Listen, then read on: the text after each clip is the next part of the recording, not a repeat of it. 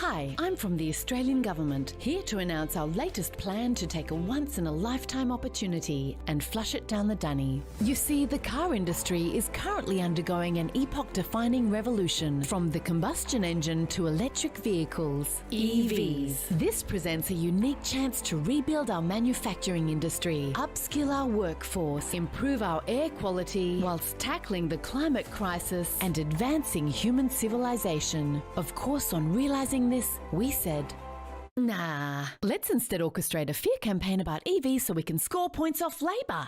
Remember how we told you their EV policy would end the weekend because EVs can't tow your boat? Well, here's an EV towing a boat. And here's one beating a race car whilst towing another car. Here's one towing a train. And here's another one towing a fucking jetliner. But hey, our bullshit helped us win the last election. And that's why we're now ready to unveil our own EV policy. Introducing the Future Fuels Strategy, or FFS for short. And no, that's not satire. It's what we really called it. Checkmate, honest government ads shitheads. Does our EV policy include incentives to help you afford an EV? No, that would make us like governments that actually encourage EVs, like Norway, which exempts them from paying taxes, road tolls and parking fees. That's why EVs now make up 75% of new car sales there. And other countries with EV incentives are catching up. In Australia, we haven't even reached 1%. A bit like our vaccine rollout. FFS. Does it recommend electrifying our government fleet, like the US government just committed to, and which would kickstart a second-hand market of more affordable EVs? Yes. Are we gonna do it? Nah. FFS. Does it set a target to phase out sales of new petrol and diesel cars like other countries have by 2030?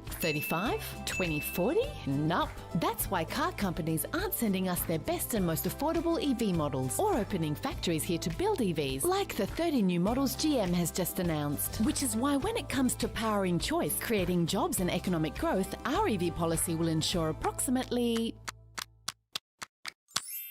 fuck all. There are many more reasons why we should be supporting EVs that strengthen our national security by making us less dependent on foreign oil, that save us shit tons in health costs to treat illnesses linked to car exhaust fumes, such as dementia and mental illness in kids. They're even linked to lower IQ, which might explain why you keep re-electing us. And of course, they're key to tackling the climate crisis, since transport is the third biggest source of emissions in Australia, most of it from cars. But why do all that when instead we can prolong our dependence on oil, make us the dumping ground for the world's dirtiest, least efficient cars, make your kids sicker and dumber, and make us the world's biggest fucking losers by failing to embrace a new technology? FFS. The best part of our total lack of leadership on EVs is that it allows other dickheads to come up with dumbass policies. Hello, I'm from the Victorian Government, where we're about to introduce a tax on EVs. Yep, while the rest of the world is scrambling to help people afford their first EV, we're slapping another $5,000 onto their lifetime cost. We're saying we need this tax to pay for roads, since EV drivers won't pay tax on petrol. To which you might say, hey, that's like taxing ex-smokers for no longer paying tax on tobacco. You might also say, the fuel excise hasn't directly funded roads since 1959, and besides, it's a federal tax. To which we say, correct. This is just a grubby cash grab. That's what's most important, and that's what must be done. Beers. Get on the beers. Hurry, we'll be voting on the EV tax soon. So unless you contact your local MP to stop this bullshit, we'll become the first government in the world to make it harder to afford an EV. Victorian Government and Australian Government. We stopped these. Authorised by the Department for Taxing Clean Air.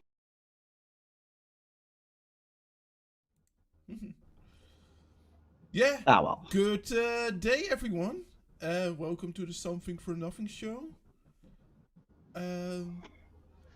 We thought that we start with a little bit of lightheartedness before we got into the more serious stuff, because we thought, you know what, the reason that one of the signs of us being free is that we can laugh about the government.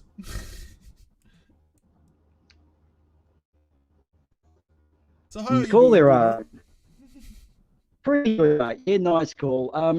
That particular news media ad is pretty close to me because I happen to be in the wonderful little state of Victoria, where they're mentioning that we're going to charge people to actually get an EV. So I can safely say that when us guys here in Victoria start the email campaigns, we're a lot of organised little groups who do attack the government quite well. And they are a little sensitive this time because they do get attacked by the media also. So what's going to happen here? Because we got some birthing trees saved, which is not far from my area, which were from the first Aussies. These were, you would consider them national heritage from an Indigenous point of view. So we managed to stop that. We stopped a road going through and killing that. So when it comes to this EV tax, there's no way it's going to fly. We are going to attack the shit out of them, and we're not going to be able to dickhead government in the country, in the world, to tax EVs. Also, know that this system's going to work. It's just the government love oil. So that's our fun thing. Now, on the real premise, that EV was an interesting one, but any Australians around will know that today was Anzac Day, which traditionally starts with a dawn service and so on. I won't go in too much into that because us Aussies know what happens, and everyone else in other countries of the world have their various days, which of course draws us to yours, Arduin, being much Remembrance Day, which is the 4th and 5th of May. So we're going to combine a New Holland, Old Holland sort of a thing and put both of them in together, discuss Australians' part in both wars and various wars since.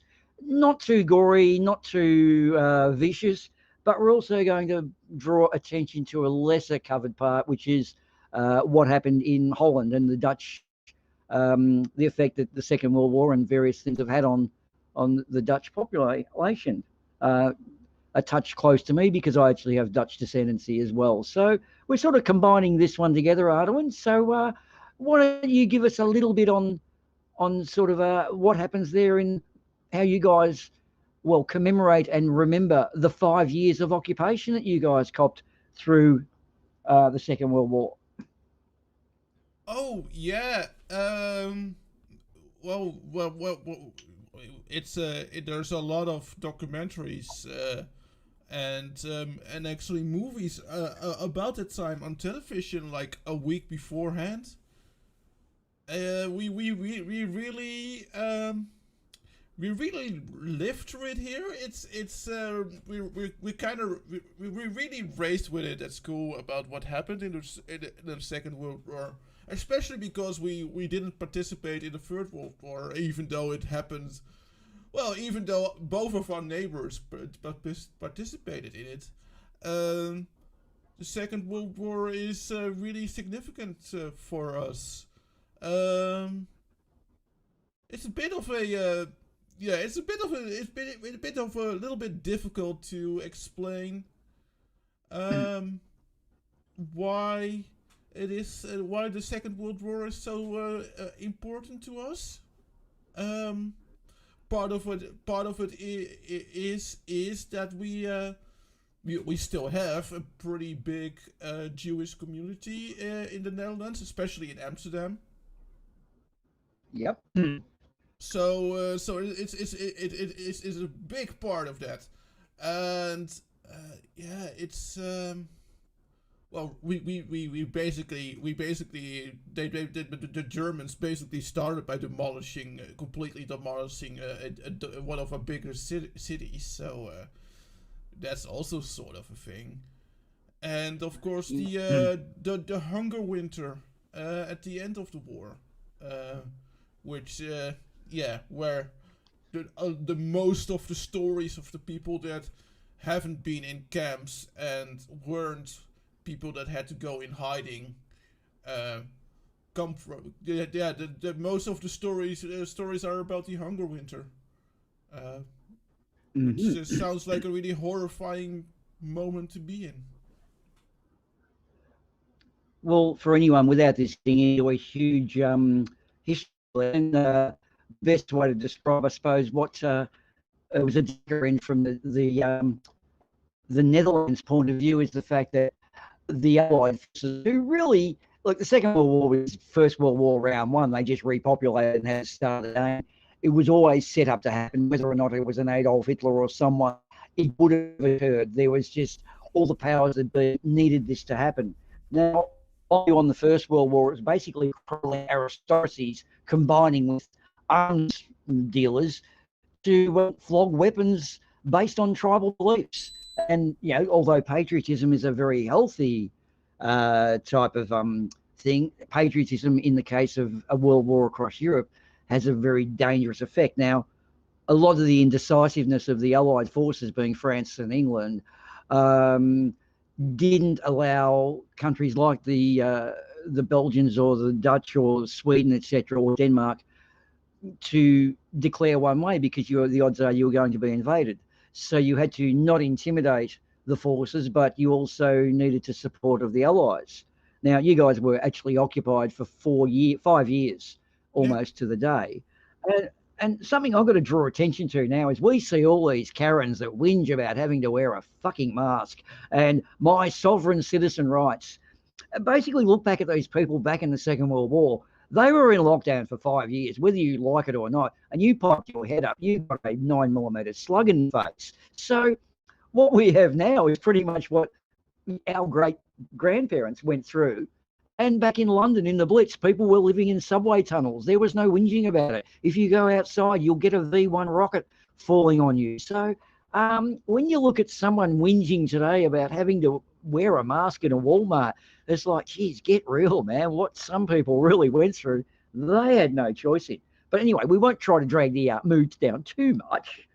So, but yeah, you guys got 5. So Dutch Underground was a very big thing, but we do hear of the French and the Russian partisans. But yeah, what do you got on there, Arj? I'm sure you got something for us.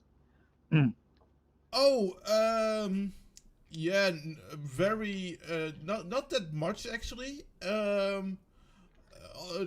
Of course, the Dutch underground was key into finding places to hide people from the Germans, which was of course a really important part of the operation. And of course, at the end of the war, trying to provide the Allies with information. And stuff like that, and of course the random strikes that he also did, trying to disrupt, trying to do random disruptions of the German occupation. But I feel from what I've been told, at the end of the war, the Allies at least had some semblance of connection with some resistance groups, and so they kind of It was of course difficult because you had to go circumvent the Germans and still communicate somehow. So you couldn't just talk to each other through radio, which sometimes they still did. They had. There was also it was called Radio Orange, and it was because orange is our national color, and the British helped with that, with doing radio broadcast, and sometimes they had code in it, and it was kind of like trying to give some information to the resistance troops in code.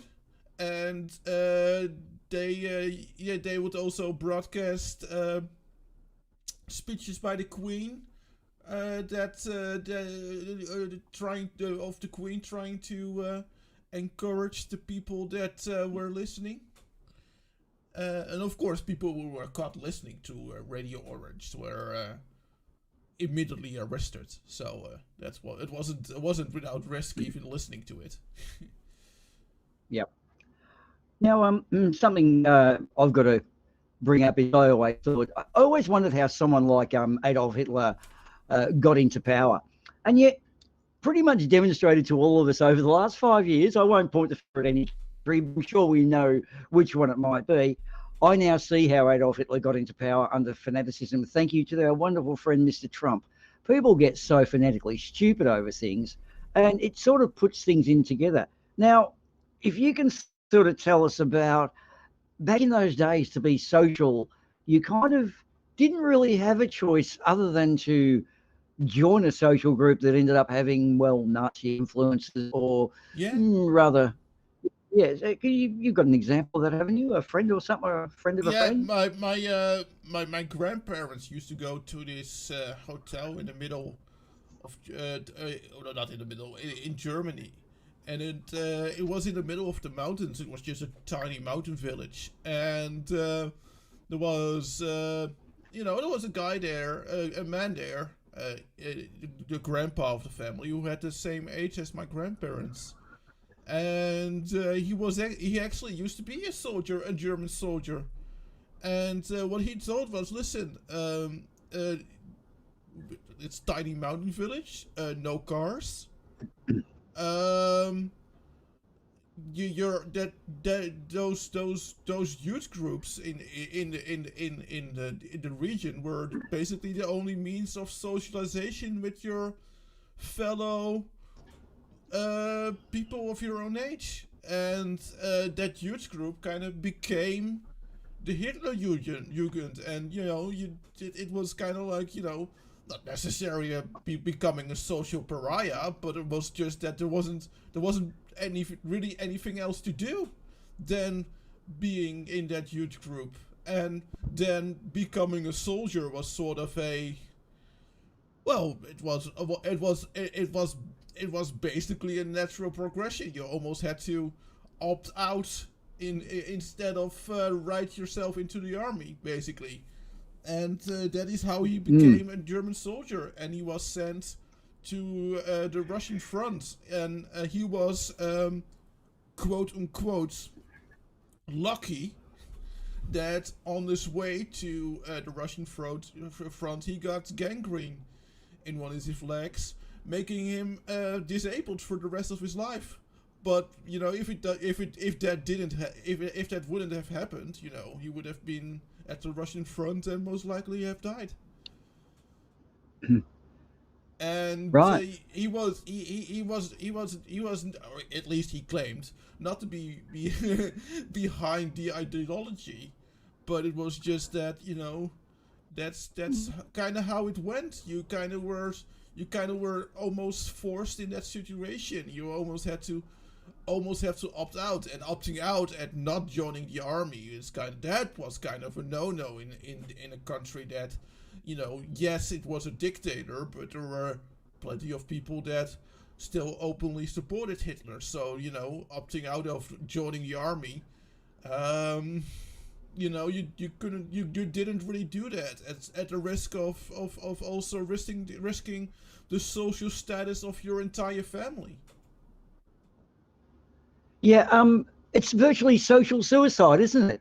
Yeah. And we could also give the same thought to people who might be in Bible Belt. You step up and say, hey, hang on, I don't really go to this place of worship on Sunday, and you're shown your social people to your business.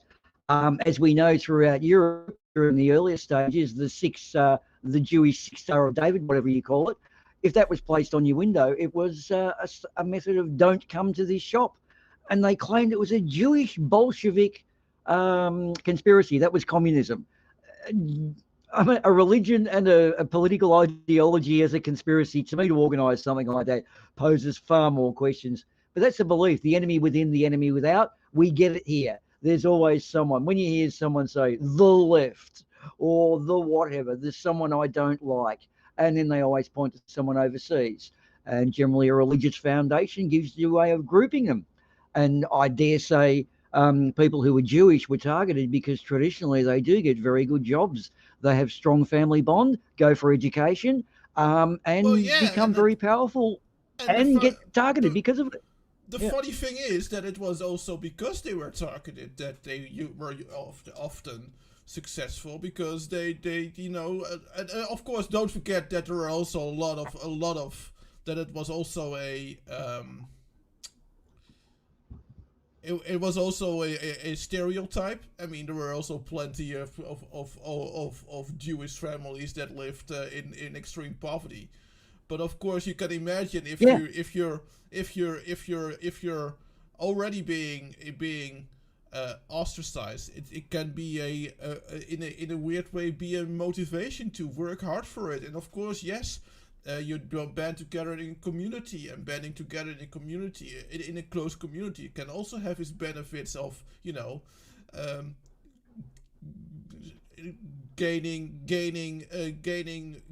wealth and gaining gaining specific means faster than a community where you have where you're less close with each other. Yep. Also, that thing of picking on a particular religious group is a great way of identifying. I mean, the Romans and lions versus Christians, so it's nothing new. It's a tried and true method of getting the masses to fight each other is probably a good way. Now, of course, they use that. Obviously, the great lands of the Soviet Union was a big target, and they pretty much threw 3 million men in to take over that place. And during that time, I just got to bring up this. Sorry to bring the stats up, but up to 40 million Russians died. There's no real way of knowing it. So talk about do the hard lifting. If you were a person living within the Ukraine, Belarus, or the Baltic states, they kind of got taken over by the Soviet Union under Stalin, and then the Nazis went through. So if you survived the Nazi occupation stages and the Soviets came back through, well, you were probably going to get called a collaborator then. So there was no winning that. It was just these ideology wars, once again, based on tribal beliefs, and a good way to flog weapons. So we all know who benefits through that. Anyway, Michael Raptor just DM'd me a really good point. Is that that the difference between a country like Sweden that managed to get this to relatively stay out of the war, or at least like fight off the Germans, and of course the Netherlands that also tried to be neutral, but got occupied, and that from what I can kind of understand, it affects especially the people of my generation there over there. It affects them a bit less. It affects them. Yeah, it affects them a little bit less than it affects people of my generation here in the Netherlands. That where we were. Yeah, it was all over our history books and all over our culture, the whole Second World War thing. So, for what I can understand, that's a lot less in Sweden, and partly because the Swedes were never occupied. Well, I can actually add to that too. You're dead right, Micro. Look, all I could say to Sweden because I'm a bit of a World War II buff, as you may have guessed. All I could say to Sweden is well played, because they possessed iron ore stocks that Germany desperately needed. Had you guys not maintained neutrality, you would have been invaded for the iron ore anyway. So to have continued the iron ore supplies, it was either the option of keep selling it or we're just going to come and take it. So what I can generally say is what would look to others to be an apparent cooperation was technically not a collaboration. It was more a vital strategy. And I've got to say that they did pretty much play it better. Switzerland and Sweden were the best ones to play in what was a very volatile, it was just pretty much a bath full of petrol with matches above it. So it was always going to happen. Stalin or Hitler were always going to start the living space, and it was over that living space, which is Belarus, Ukraine, etc. The English and French were more or less sideshows and distractions. So, yeah, look, thanks for that input, Microraptor, too, because I did actually look into the Swedish input, and you did right there. Someone born back in the 1800s would have been far more aware. But also, too, there were groups of the SS that came from all different nations. Like, we tend to think of the SS as just being purely Aryan Germany's master race. They're all over the place. Yeah, for all different countries, there were groups in there. There were SS units that were Romanian or Ukrainian or whatever. And the troops that were the German troops going into Russia were being cheered by the Belarusians as liberators. Of course, the SS kind of upset the apple cart there a few weeks later, but they were actually against Stalin. They were supporting the German invasion. So they kind of turned around that pretty quickly, though. But anyway, we've got a bit of a video coming up, or would we like to? I think we've got a video coming, haven't we? Yeah, this one is kind of funny. Kind of an interesting coincidence, because it's about the Battle of Arnhem, and I happen to live very close to Arnhem. In fact, I live about 20 minutes as the mobility scooter goes from the Arnhem Bridge. This is actually a live photo of the Arnhem Bridge from the Arnhem Monument, Arnhem Bridge Monument. Okay.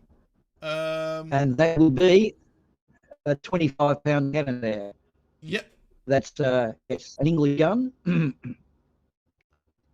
and yeah, it's a lot of people know the Arnhem Bridge and the Battle of Arnhem from A Bridge Too Far. I am definitely have seen that Bridge Too Far, but yeah, to me the Arnhem Bridge is I know the story of the Arnhem Bridge because, well, I live in Arnhem. And even funnier, I don't want to dox myself too much, but when they shot the movie, as you can see, there are this is already a modern building, and there are more modern buildings around the bridge, and there was actually too much modern buildings around the Arnhem Bridge when they shot A Bridge Too Far, so they had to find a different location for the Arnhem Bridge, and they actually chose the Deventer Bridge over the river the IJssel.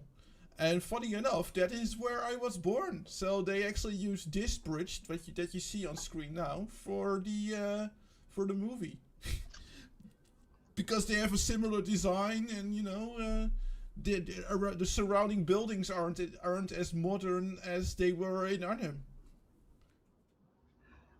And so, is it a common thing for people in Netherlands to be born near rivers? Is it so they can just throw you in a little wicker basket and let you float downstream if they don't like the way things turned out?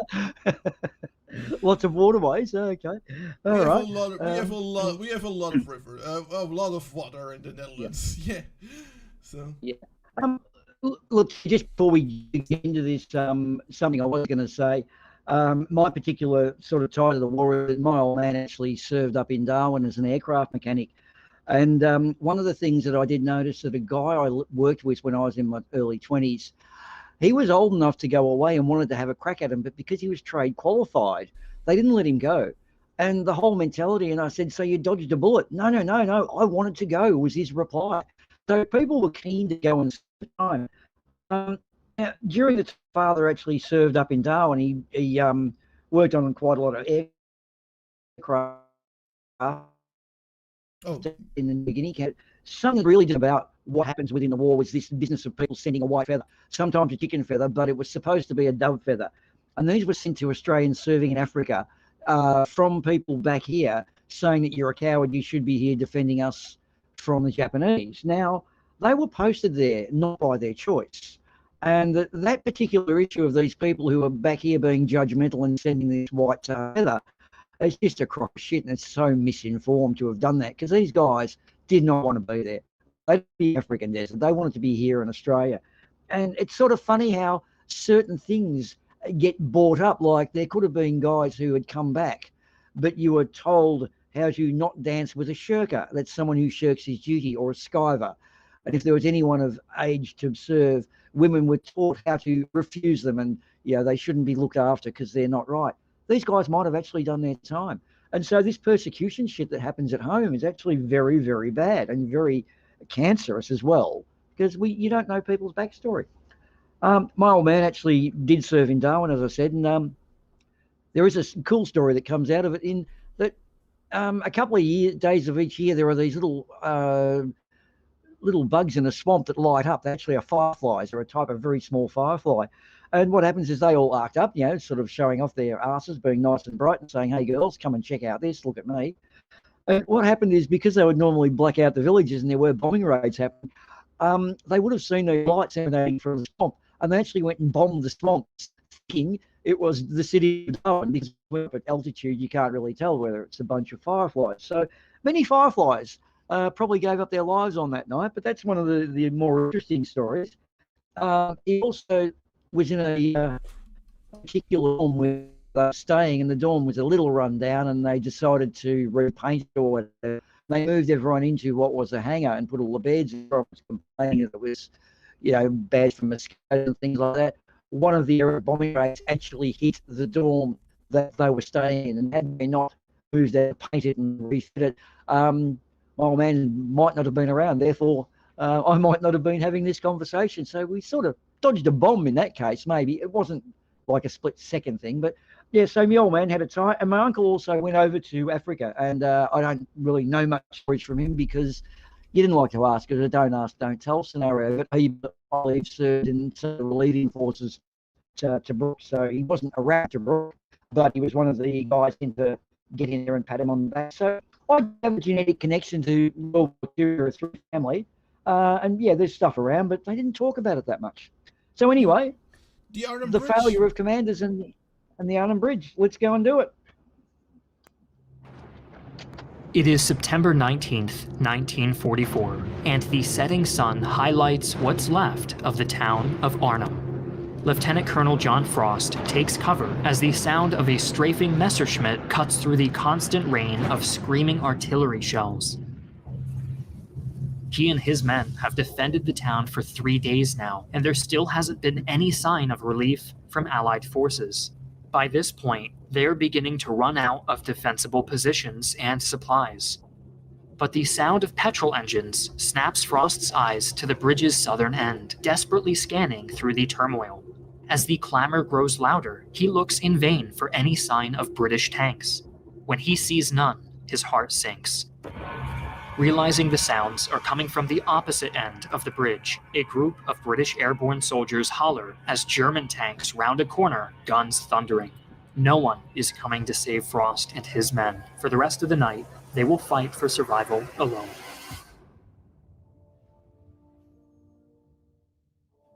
Hi, I'm Griffin Johnson, the Armchair Historian. In today's video, we'll be covering the Battle of Arnhem, one of the most heroic defensive actions fought by the Allies during the Second World War. Trapped inside the town for almost 4 days, the men of the British 1st Airborne Division 2nd Battalion endured countless assaults from an overwhelming superior enemy force. Even after it was clear that their situation was hopeless, the brave paratroopers continued to hold out, only surrendering when their positions were completely overrun and their very last bullets had been fired. Supporting our sponsors is the best way to support our channel. Today's video is brought to you by Squarespace. Squarespace provides you with a comprehensive suite of integrated these. Head on over to Netherlands or Netherlands by way of a massive airborne operation. Such operations were often planned, but rarely executed due to their immense logistical complexity and high risk of casualties. But when faced with the heavily defended Siegfried Line, Allied planners under Field Marshal Bernard Montgomery finally decided to greenlight their next parachute assault operation. Numerous British, American, and Polish airborne divisions, totaling 35,000 men, would be deployed to seize a line of bridges along Highway 69 in order to open a route into Germany and the rest of the Netherlands. These divisions were required to hold their positions for a maximum of 3 days, while the British 30th Corps swept north to reinforce them. Unfortunately for the battalions of the 1st British Airborne Division, planning for their targets north of the Rhine River was flawed from the start. A desire to preserve Allied air power resulted in selecting too few aircraft to carry the entire fighting force in one day. Only half of the 1st Division would be landing on the first day of the operation, with the rest of the airdrops staggered over the following days. To make matters worse, German forces in the area had successfully made Allied command overestimate how much anti-air artillery was north of the Rhine. This caused the Allies to select landing zones much further away from their actual targets. Each battalion had to walk up to 8 miles or 13 kilometers before even reaching their targets and mounting attacks. Even worse, men had to be left behind to defend the landing zones for the next day's drops. Despite these limitations, the 1st, 2nd, and 3rd battalions landed successfully on the morning of September 17th. German artillery and redeployments immediately engaged the 1st and 3rd battalions, causing them to halt their advances toward the town. While neither would manage to reach Arnhem itself, they did manage to kill General Kusen, the commandant of Arnhem, before being forced to fall back. As for nice little tidbit, by the way. They showed there the town of the little town of Oosterbeek, There is actually where also there were a big World War II monument is too, and there is actually there's actually a graveyard with American and British soldiers there, mainly British soldiers. Yeah, and I'll jump in at this break too to this particular raid. It possibly became the HQ when they realised that the drop zones were compromised. Now, a couple of things prior to this happened whereby two of the best units were actually German units were moved back to here to rest. So that pretty much made the mission was going to be tough because you're dropping it into the lap of the best fighters in Germany at the time. Also, another thing that occurred was because of the abundance of planned raids that always fell over, the commanders didn't tend to memorize the plans. Now, one of the high Allied British commanders actually took the battle plans into the drop zones. They were killed in their glider, but the plans fell into German hands, which they thought must have been a setup. However, when they checked it out, they found that the drop zones and all the strategy and tactics were correct. They took the plans into the battle zone. Big no-no. That doomed it. Combined with the 1st SS being put there to rest, taking the plans into the drop zone to have them fall into enemy hands. And a little add here is the 82nd Airborne, the US division that was tasked with, I think, getting the bridge at Eindhoven, was actually where Quitty's father served in the 82nd. So salute to Quitty's dad. He may have actually been involved in that operation. I didn't get a chance to ask him, but so he was in the 82nd Airborne. There was also the 101st. Their job to secure the bridges was the main thing to allow the armoured divisions to get up and through. With the destruction of that bridge, that pretty much meant the operation was never going to succeed. But anyway, that's a good little bit of history that doesn't come up in this, and I'd say we might keep rolling the tape out. Of course, every year there is here the Airborne March, and which is actually like there's actually like a walking march of a day there where they actually walk to Arnhem. Yep, and just something I'll add too. These guys were thrown out of planes with minimal supplies, not much. You've got to pretty much land, fend for yourself. Paratroop units are a compromised thing. You've got to get supply. So the guys who do it, brave, also elites. Got to salute them. The way these guys held out was fantastic. But something they also discovered was that parachutes, you wobbled around a lot and landed hard, and a lot of broken legs, arms and backs. They only discovered after the war that when you had a hole in the top of the parachute, it allowed a better airflow and the people didn't wobble around as much. So had they known that, they could have saved hundreds of casualties, because a lot of people broke their bones landing in the drop zones and then had to walk 13 kilometres to get to the targets. So the command didn't really think this stuff through in a lot of levels. Yeah. Anyway, yeah. Let's go. Them to halt their advances toward the town. While neither would manage to reach Arnhem itself, they did manage to kill General Kusen, the commandant of Arnhem, before being forced to fall back. As for the 2nd Battalion, they were the only British force to proceed to Arnhem. The only delay they suffered was the gratitude of the Dutch civilians they passed, many of whom cheered on the British troops. Upon reaching the railroad bridge south of Oosterbeek later that day, their good spirits were dashed by the sight of German engineers demolishing the crossing, eliminating any hope of assaulting their main objective, Arnhem Bridge, from the south as planned. The 2nd Battalion's commander, Lieutenant Colonel John Frost, quickly adapted in order to continue the operation. An experienced paratrooper known for his boldness, Frost and the 2nd Battalion made it to the northern side of Arnhem by evening, watching as the Germans there redeployed over the bridge to respond to the other landings. The 2nd Battalion avoided confrontation by sneaking through buildings and avoiding snipers, taking the area surrounding the bridge's northern end with little resistance. Fighting truly began as the paratroopers assaulted the fortified German guards manning the bridge itself. As part of their assault, British flamethrowers struck an ammo and fuel depot, lighting much of the bridge on fire in a massive inferno. Satisfied with having at least secured a foothold, Frost ordered the 2nd Battalion to dig in. After encountering a few more German patrols, Frost described his surroundings as the fighting finally stopped for the night. The fires on the bridge lit up the whole area like daylight, and the heat from them made the bridge impassable for that night at any rate. Anyone attempting to move to the other side now would be silhouetted against the flames in a way that would turn such a gamble into suicide. Alone and no longer wielding the element of surprise, the 2nd Battalion faced a much larger German force as the morning of the 18th broke.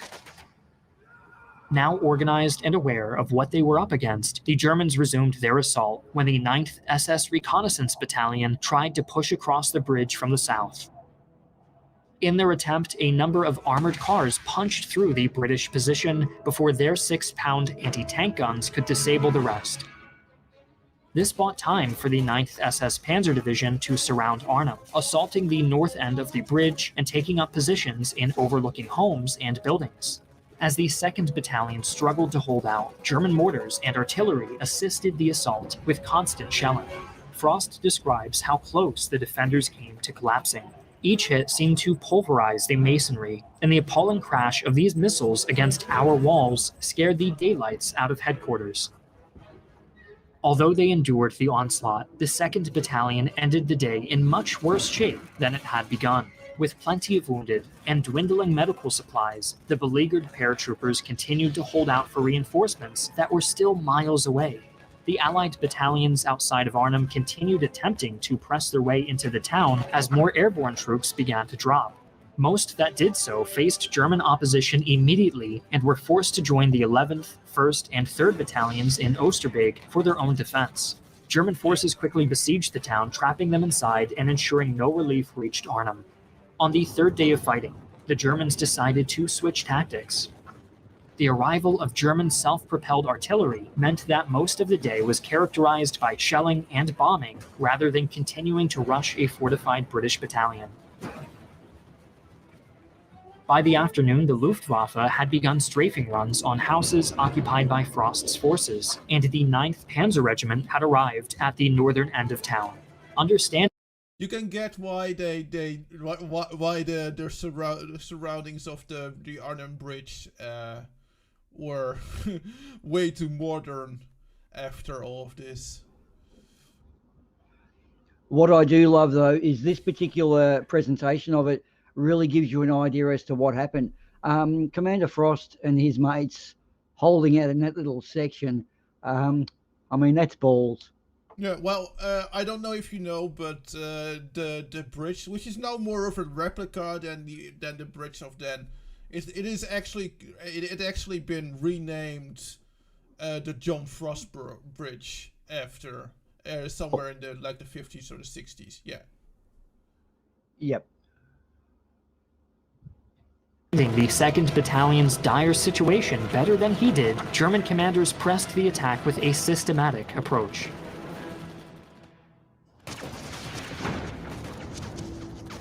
Throughout the night, Stug 3 assault guns dismantled the British position house by house with the assistance of artillery strikes and air support. And by the dawn of the 20th, much of Arnhem was in ruin. The British were nearly out of everything, from food and medical supplies to ammunition. Attempts to resupply the paratroopers had fallen into German hands, and communication was re-established only long enough to learn that all further Allied attempts to reach Arnhem were being abandoned. As if to accent the day, a mortar shell landed beside Frost and injured both of his legs, removing him from command. Fires razed what few structures the British had left to take cover in, including those being used as makeshift hospitals for the wounded. A 2-hour truce was brokered to evacuate the wounded British troops into German custody, including Frost himself. He recalled his displeasure in stark detail, stating, "We still could not believe that the 30th Corps would fail to come to our rescue. It was difficult to feel that there was enough genuine opposition to stop them. It was desperately disappointing, and having done everything we had been asked to do, we were now prisoners." The battle soon devolved into skirmishes as the British were dislodged from the bridge and took to hiding in what structures remained. Their last radio broadcast, heard by no one except the Germans, encapsulated the spirit of the day. Out of ammunition, God save the King. By the 21st, the Battle of Arnhem concluded as the German forces there cleared the bridge, enabling them to finally respond southward toward Nijmegen. Fighting continued at Oosterbeek thanks in great part to the arrival of the 1st Polish Parachute Brigade, who had managed to receive one of the few warnings from the 2nd Battalion about German positions, and so changed landing zones. Yeah, what a lot of people might not know, is that we always celebrate all the British and all the Americans and all the Canadians, but we sometimes forget the Polish that were already liberated by then, and who also fought bravely against the Germans in the rest of Europe, and we owe a lot of thanks to Polish soldiers. Well, although I don't think the term liberated would really apply to Poland per se, because it was just reoccupied by Stalin, and he wasn't too favourable to the locals. But yeah, the Polish that fled to England. I actually think that this was like a weird in-between moment when they weren't necessarily subjected by the Soviets yet, but they were. They were also not part of the. They also weren't part of the Germans anymore. Occupied by the Germans anymore? Surrounded. There was the Warsaw Uprising. They surrounded Warsaw and were heading to Berlin. The whole point of this Arnhem operation, and Montgomery was just trying to get glory, because it really was at this point a US-controlled effort, because they had most of the hardware there. Now, with you say Polish, the people who fled to England, which that Polish general was one of, he did actually bring some very useful stuff in that they knew of the Enigma machine. And it was through those Polish guys' Enigma knowledge gave the English the Enigma codes, where they built and knew all the manoeuvres. And I've got to just give a shout out. I believe Mippet, her mother or grandmother was a Wren, which was involved in the decoding stuff of all the German insults through the Enigma. That's a different story. When you were talking about the point of this operation, had Montgomery got it right and the thing go as timetabled, they would have taken 3 bridges, they would have got the armoured division through, and it would have got into the heartland of Germany, which would have been a good move. And it was a race to Berlin against the Soviets, of which the Soviets did win, because this operation, being a failure, pushed them back to where they were, and then it was going to be into 1945. Of course, we know the history of that. But this particular campaign itself does typify how the top brass really do get it wrong quite a lot. And yeah, just the information falling into the enemy hands has always been the cause of a lot of casualties. Yeah. Between the relief they provided and the role they would play in protecting their allies during the upcoming evacuation south over the Rhine, the Polish paratroopers would carry on the 2nd Battalion's bravery in the coming days.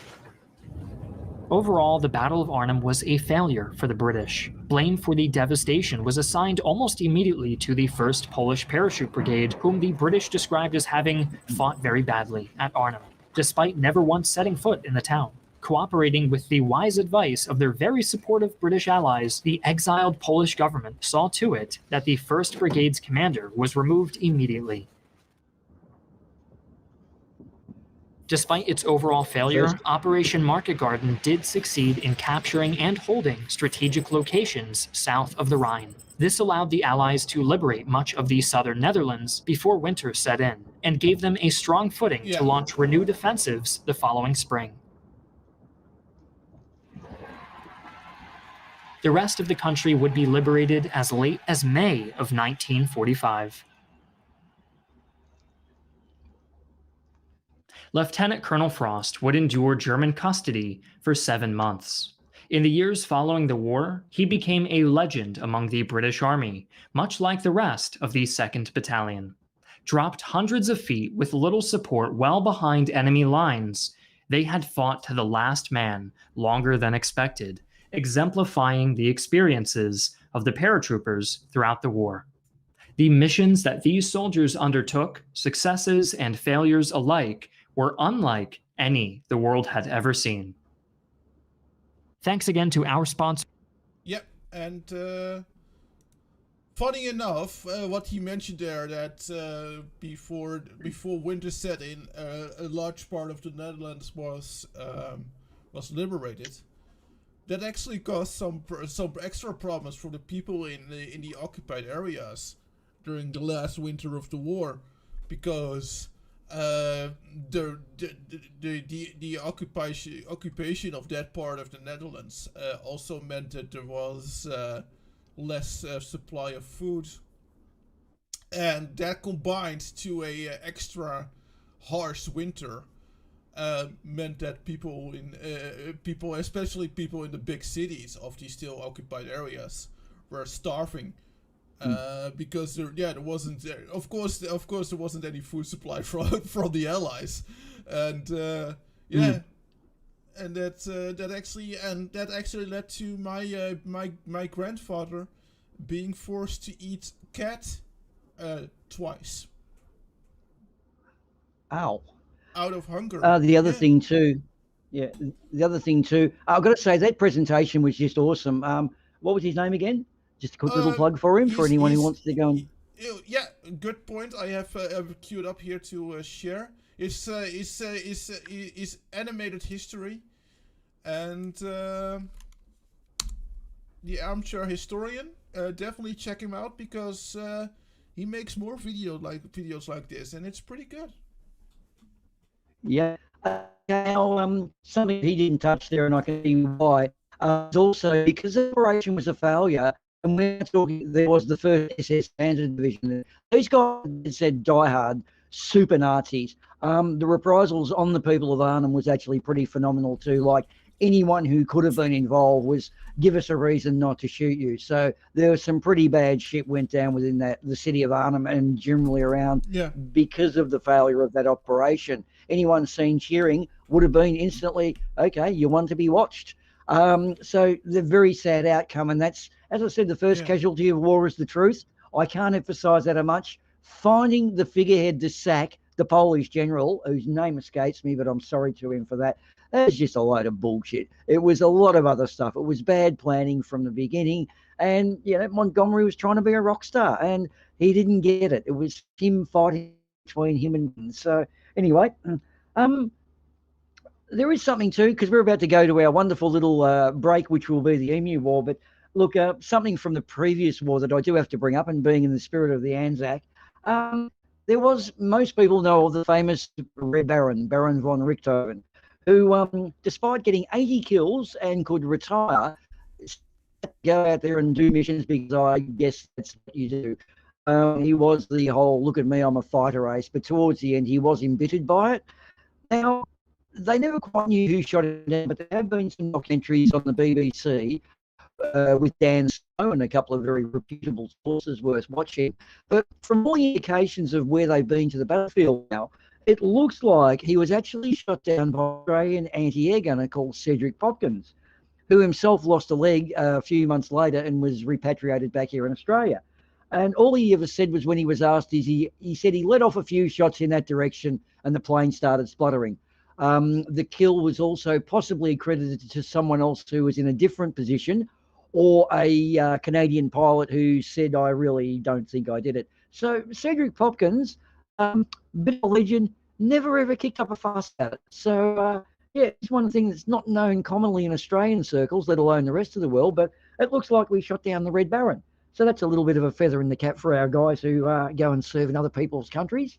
Yeah. And also, another thing I've got to bring up is that although this we do see a lot of American and British movies and whatever, and they do need to have their movie formula, the biggest percentage of Canadians to population in the European theatres was the Canadians. So those guys really punched above their weight.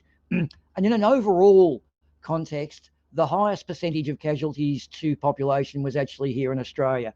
What we did is, because our population was so small at the time, a lot of men went away. Now, when I was working and living in Brisbane for about 10 years, there's a lot of war memorials everywhere you go, into a shopping mall, because they're National Trust. And what I did find was alarming, because I did work around at a lot of places, was you would always see huge groups of the same surname in what were more or less little satellite villages. It wasn't a big laid out city. And you could actually see that this would have affected a small village of a couple of hundred people or 500 people quite a lot, because they were losing all of their prime males, all the families, like the Private Ryan scenario. So they were gutted. The whole male population in that era around Brisbane, the amount of memorials, it just sort of blew me out. And again, that was to sell weapons and the meat grinder mentality of the First and Second World Wars. But I was really touched by that, just noticing how many monuments there were just around in Brisbane. No actual battles there, other than the Battle of Brisbane, but we won't go into that. Just that we actually, in Australia, did suffer the highest casualty per capita percentage of all those countries. So we kind of went overseas to get shot, which is not something you'd really want to do. But I just draw your attention to the fact that it hasn't been forgotten around Brisbane or Melbourne. So, yeah, we do keep it up. And just one other thing I'll add to, and this is something I think is a lesson for everybody. I actually had dinner about 2003 with my housemate's father, who was a prisoner on the Burma Railway. And we all know how famous that is, where soldiers were pretty much starved to death to work on the railway in the Japanese internment camps. And look, after we'd had dinner and I'd had a couple of beers and he was chatting away, I couldn't help but notice, and I just off the cuff said, look, Bob, here's the way it goes. You've been to hell on the back on the Burma Railway, and you could be excused for harbouring some prejudices towards the Japanese. I would fully understand this. And yet you drive a Mitsubishi. How can you, of all people, not drive a Mitsubishi when in fact you would have a reason, because they made Zeros and battleships and everything like that? I could really understand a prejudice there. And his response was, hate will kill you. And I've got this far. So there's a little message for all those entitled Karens. You can kind of get over shit, and life's too short to be hooked up in disputes and anger and crap like that. And if you take it too far, you end up in a huge fucking war. So anyway, speaking of which, we now have the Emu War. Would that be right? Yes, we have a little bit of a break, and during which we were gonna watch the Emu War. A little bit comic relief before we delve into more serious stuff. Yes, again. It's been quite somber and serious. So, okay, potential history, awesome guy. Watch this. Any of his stuff is fun. I actually love this dude. So let's roll a tape. Yep, and I'll post the link to his channel during the break. Hey everyone, Achterban here. And we, from the NASA Bunker 33 Something for Nothing show, are doing a 24-hour live stream to support the Neurofibromatosis Foundation, the Netherlands. Neurofibromatosis is a genetic disease, mostly known for its tumors, and can cause facial deformities, chronic pain, and much more.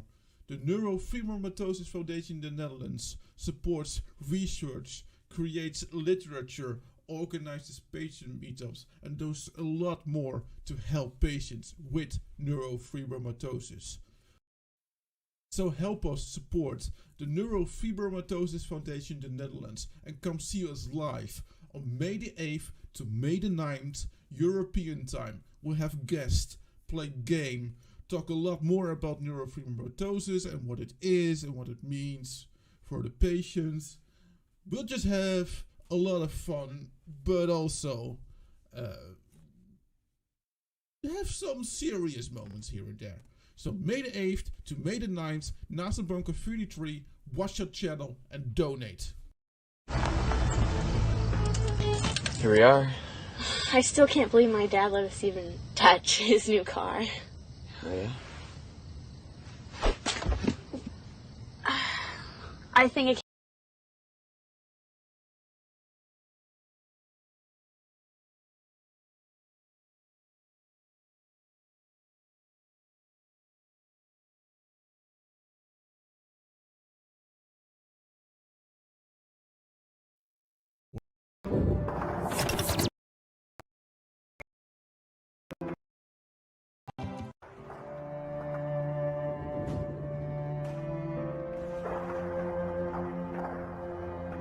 We thought it was going to be a simple job, in and out.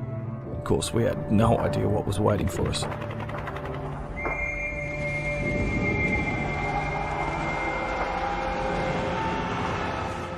There were thousands staring us down. So many targets, you could hardly pick one in the heat of the moment. still sometimes see flashes of bloody feathers in my dreams. In 1918, after 4 years of destroying itself, the world came to peace. Soldiers from all countries who were combatants in the Great War returned home to continue their lives after the conflict. Many of these came home to Australia, who granted their soldiers land to farm in the western portion of the country. Little did they know, though, they were returning home from one war and walking right into another. The farmland chosen for veterans bordered on the sizable Emu Reich that had lived in harmony with the Australians for years, even having been granted protective status in the previous decades. But then everything changed when the Australians blocked their access to the coast, which they moved to after their breeding season. This was seen as a declaration of war by the Emu leader Fernando Bertolini, who invaded in October 1932 with 20,000 troops of Birdie Group North and South, nicknamed the Oikunts. Here we see an Emu strike team assaulting one of the initial border fences at the outbreak of the war. The Emu force immediately set about on a war of annihilation, targeting civilian farms and infrastructure, looting and raiding as they went. Soon the farmers saw that their fields were being picked bare by the long-necked invaders and petitioned the government to send a force to defend the fronts. Charged to lead the defense was Major G.P.W. Meredith of the 7th Battery of the Royal Australian Army. His battalion consisted of Sergeant S. McMurray and Gunner J. O'Hallard, armed with 2 Lewis guns to rapidly destroy the invaders. Arriving in late October, Australian and Emu troop movements were delayed by the rain. The Emus found their lines separated, and Australian units held out in shelter for a few days before making first contact on November 2nd. However, upon making contact with Birdie Group North, the 7th Heavy Battery found themselves deployed out of effective range of their guns, and Emu units were able to make a tactical retreat before much damage was done. The second thrust was made 2 days later, on November 4th, towards the positions of Birdie Group South. Meredith's troops were able to ambush a division of birds near a dam, but the attack was cut short due to a malfunction in half of the battalion's weaponry. The Australians realized this was quickly becoming a war of attrition, and attempted to attack with mechanized infantry in the following days. This was deemed ineffective as their vehicles were too slow to catch the enemy in the open, and was followed by another tactical withdrawal by the Emus who took minimal casualties. Upon this third defeat, the army was recalled. In his after-action report, Meredith noted that the Emus' command structure was one of their main strengths, as each company of Emus had a commissar on guard that would warn his troops of oncoming enemy, making Emu units very difficult to encircle and destroy. The Emus have proved that they're not so stupid as they are usually considered to be. Each mob has its leader, always an enormous black-plumed bird standing fully 6 feet high, who keeps watch while his fellows busy themselves with the wheat. He also noted that no Australian casualties had been taken. The leaving of the Australian army, however, did not mean an end to the war. The Emus continued to advance and take territory. This prompted James Mitchell, Premier of Western Australia, to ask for military support once again against the invasion. On November 14th, Meredith's battalion was set out again. Using the lessons learned from the previous campaign, his troops were able to thrust further into Emu-occupied territory, causing the Emus significantly more casualties than in the previous campaign. The real turning point in the war was the hiring of mercenaries in the form of bounties paid for Emus killed. Many veterans from the Great War joined the cause at this point and pushed the Emus back, leading to their ultimate defeat. This change of tactics was coupled with a new wonder weapon, steel and wood used as barriers against the Emus entering Australian farmland, designated the Fence. These weapons were used in limited numbers in the years previous, but were rolled out in mass in late 1932 in an operation dubbed Why Didn't We Think of That, and proved devastating to the Emus' supply lines. The Emus withdrew, but made various invasion attempts in the following years that were held off by the brave Australian bounty hunters, much to the chagrin of some international Emu sympathizers who described the war that the Emus themselves began as an attempt at the mass destruction of the birds. In the following conflicts, many Emus were captured and sent to prisoner of war camps like the one pictured here, where they and their later generations have been kept for years in locations around the world. A stark reminder of this dark time in history.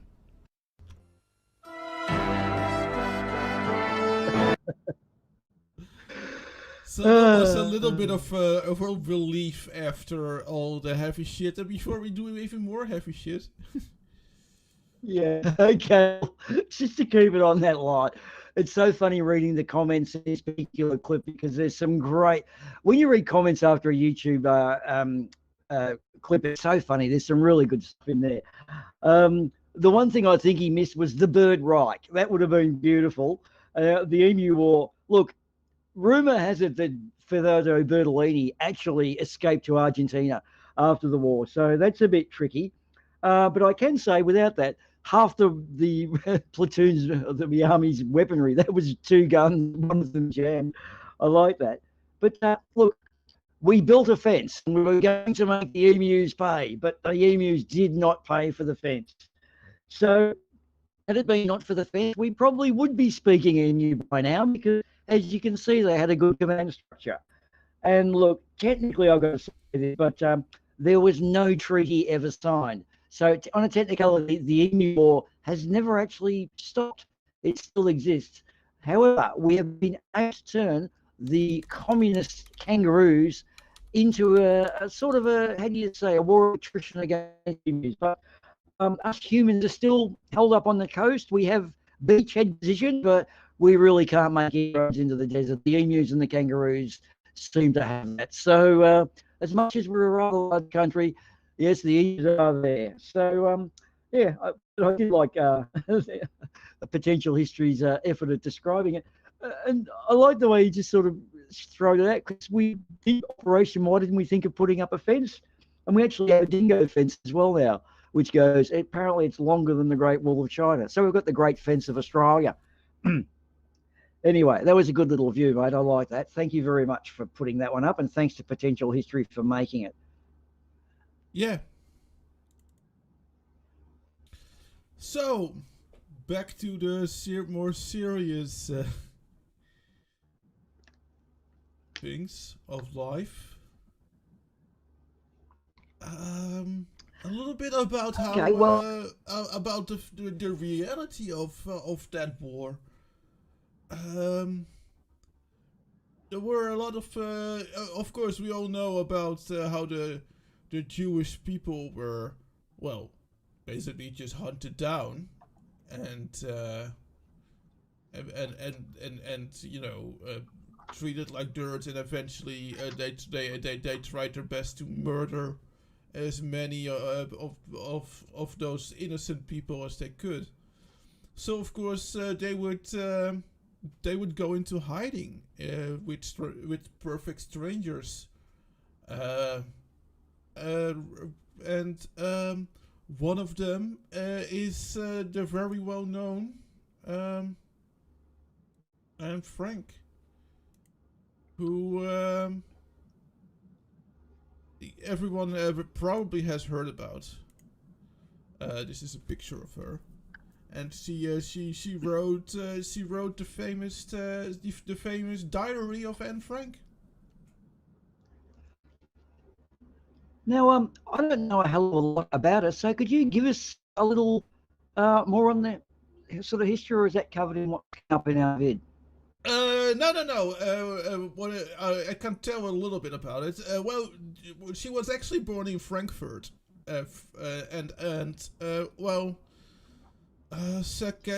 ironically enough, they went to Amsterdam to flee from the Nazis, and then the occupation happened. For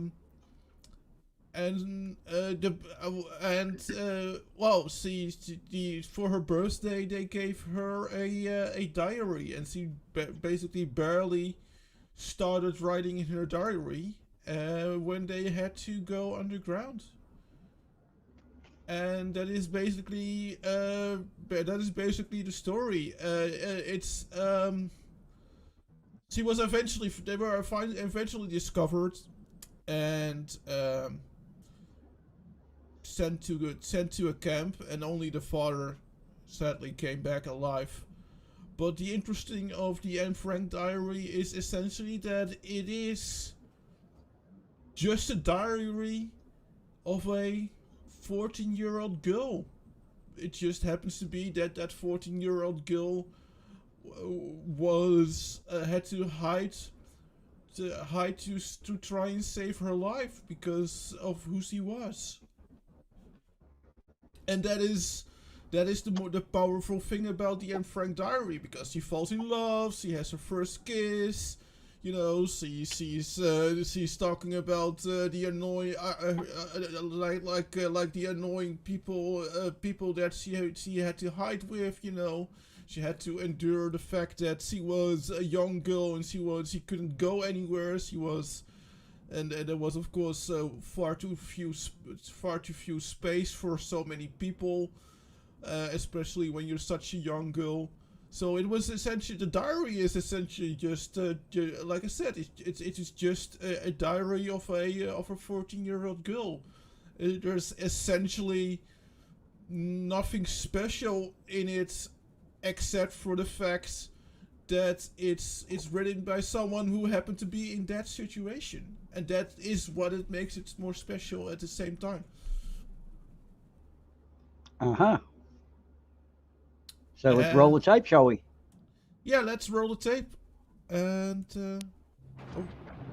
It is September 19th, 1944, and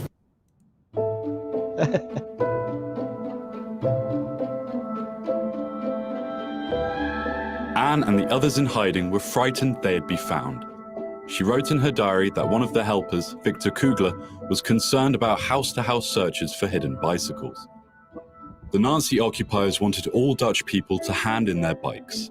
Unless they could hide the door to the secret annex, the chance of being discovered in such a raid was great. So Victor suggested hiding the entrance behind a false cupboard. Bep Voskouw's father, Johan, who was another of the helpers, built them one. The cupboard opened with a catch that could be lifted both from inside the secret annex and by the helpers in the front office. The rest of the doorway was covered with a wooden board and this map. The cupboard contained box files looking like office records. They taped up the window too, so no one could see what was going on behind the cupboard. Our hiding place has now become a true hiding place. Twice, strangers approached the cupboard. First, a carpenter doing repairs. I almost fainted from fear at the thought that this complete stranger might succeed in dismantling our hiding place. Then the police, searching the property after a burglary. Anne and the others in the hiding place feared the worst. Now we are lost, I said. A rattling at the bookcase. 2 times. Then a can fell to the floor. The steps retreated.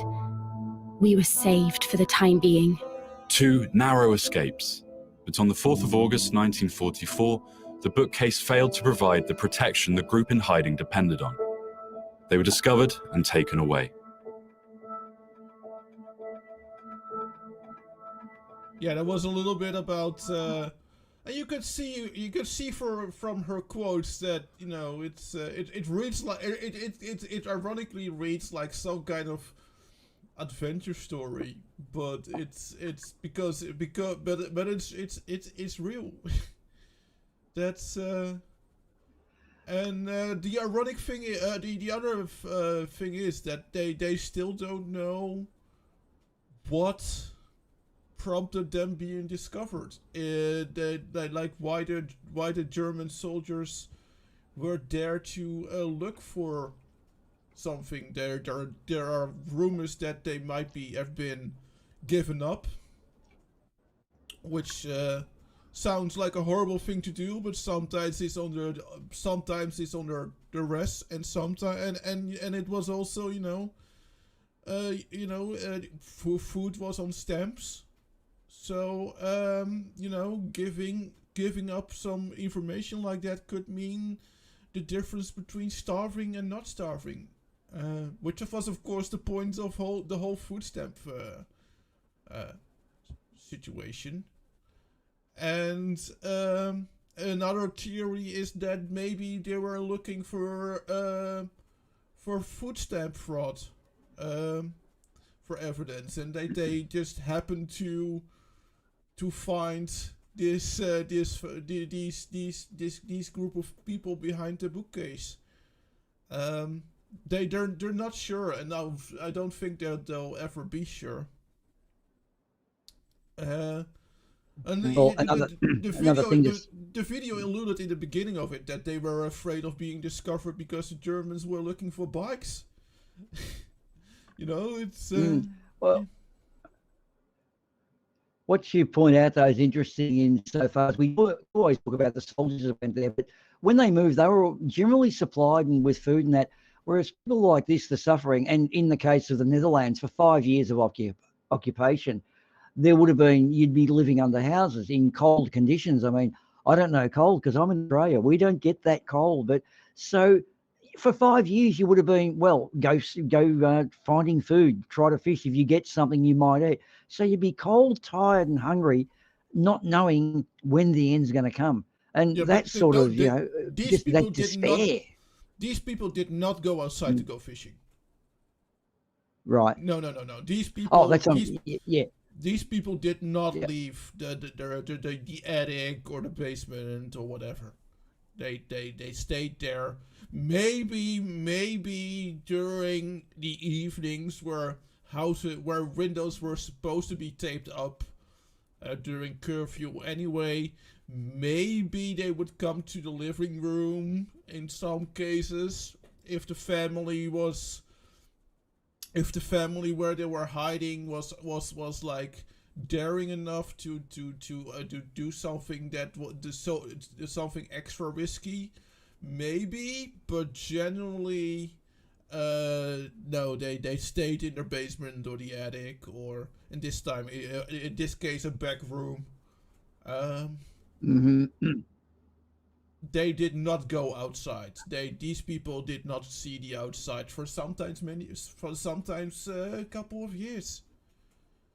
And again, that is what makes the Anne Frank diary extra powerful, because it is a 14-year-old girl describing that situation. Yep. And of course, and an interesting thing is she was addressing it to Kitty. That was her friend in Amsterdam, and she's probably passed away now, but she became pretty old, so she wasn't Jewish, so she was lucky enough to basically be able to read where her heart girlfriend went to and what actually happened to her, because a lot of people just lost a lot of children of their age especially, but also adults, they just lost their friends. One day they went into hiding, and maybe they were found and shipped off, or maybe they were never got into hiding, or maybe they were into hiding pretty far away and just never tried to get back into contact. A lot of people just suddenly one day their friend said, "Hey, see you tomorrow," and the other day they would have been gone. And if they didn't hear about arrest trucks, if they didn't hear about arrest trucks, they probably knew that they were at least attempting to go into hiding. But they never know. It's also if you just living there, even if you weren't Jewish, it was people were losing friends and colleagues and stuff like that, and it must have been like a really scary time. Yep. I remember my grandpa. My grandpa actually lived and worked in what is now Rotterdam, but back then it was like a small town connected close to Rotterdam, and he was working in the Harbor territory, which of course wasn't bombed because the Germans weren't stupid. But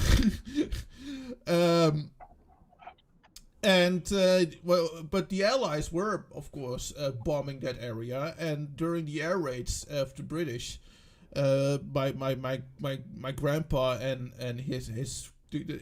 a colleague where he was good with would run out into the field, into the open field, instead of hiding in the bunkers, because to them it felt more safe to be in the open field than in the bunkers.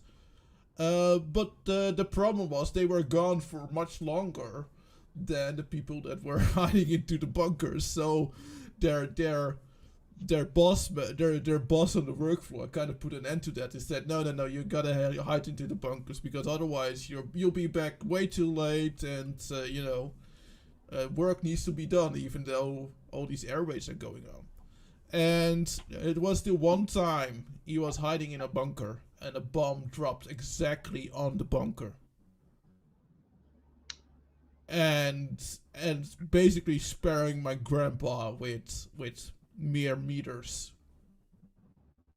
And because of the one time they told him he absolutely had to hide in a bunker, wasn't allowed to go flee in the fields where it was also very safe, because the Allies weren't dropping bombs there, because the Allies were of course not dropping bombs in the open field.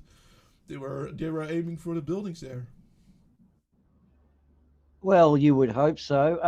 There is an interesting thing, though, that my uncle, who was the one I mentioned got into North Africa, did mention at one point when he got into Tobruk, and they were relieving the guys at that stage, and they actually held out very well, because Tobruk was an important seaport. Had it fallen, it would have eliminated the need to travel miles across the desert and the supply issue that brought Rommel undone.